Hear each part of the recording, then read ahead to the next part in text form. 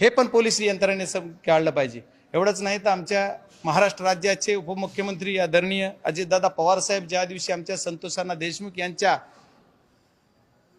कुटुंबाला भेट द्यायला सांतवून आले, आम्ही सकाळी तिथून भेट देऊन गेलतो पवार साहेबांनी मी। त्याच्यानंतर ज्या दिवशी ते आले, शनिवारी 16 तारीख होती बहुतेक, 16 तारखेला शनिवारी, त्या दिवशी त्यांच्या ताफ्यामध्ये असणारी गाडी जी होती त्याच गाडीमध्ये हा आरोपी तिथं जाऊन सिलेंडर होतोय। याचा अर्थ काय? त्या दौऱ्यामध्ये तिथं मस्साजोगला ही गाडी अवेलेबल होती आणि तीच गाडी त्याच गाडीमध्ये हा आरोपी बसून तिथं जाऊन शरणागती देतोय।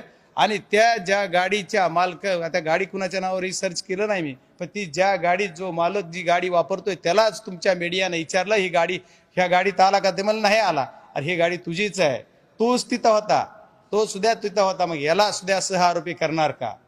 जर कुणी ह्यांनी जर पळवीला मागे केला असेल तर ही गाडी तिथं होती, या आरोपीला ह्याला सुद्धा असं हा आरोपी केला पाहिजे।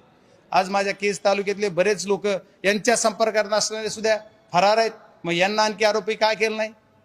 मग ह्या आरोपीने एवढ्या दिवस एवढं फिरत राहून एवढं चक्र, एवढं कोण कोण याच्या संबंधित होतं, कोण कोण याच्या ताब्यात होतं, कुणाकुणाच्या संपर्कात होता हे आणखी कळालं नाही। आणि मला एक म्हणायचं की एवढ्या दिवस मग पोलिसांचं किती कर्तव्य दक्ष, आमच्या मुंबई पोलिसांचा, महाराष्ट्र पोलिसांचा माझ्या लहानपणापासून मला अभिमान वाटतोय। एवढे चांगले पोलीस असताना त्यांच्यावर कोण दबाव टाकते की पोलिसांना ही का आरोपी पकडता आला नाही? एवढंच नाही, CID-कडे तपास दिलाय, CID-ची यंत्रणा सगळी त्याच्यामध्येच आहे। मग CID-चे ज्या तपास यंत्रणा काम करतायत त्यांचं सुद्धा कौतुक केलं पाहिजे, पोलीस यंत्रणेचं कौतुक केलं पाहिजे। पण जो आरोपी शरण येतोय तुम्हाला सापडत नाही, तुमच्या पुण्यातच फिरतोय। माझा दुसरा प्रश्न असा आहे प्रशासनाला आपल्या माध्यमातून, या आरोपी ज्या गाडीतून आला, जिथे व्हिडिओ शूट झाला, ज्या ठिकाणी व्हिडिओ शूट झाला, व्हिडिओ संपताना बघा तो आरोपी कसा वागतो, मग तिथं जी आरोपी तो जिथं होता ते कुठं होता, कुणाच्या घरात होता, आणि त्याची तपासणी तुम्ही करणार का? त्या घराची तपासणी का करणार नाही की ज्या घरामध्ये तो आरोपी होता त्या आरोपीला तिथं ते घर कुणाचं होतं त्यांना तपासलं पाहिजे।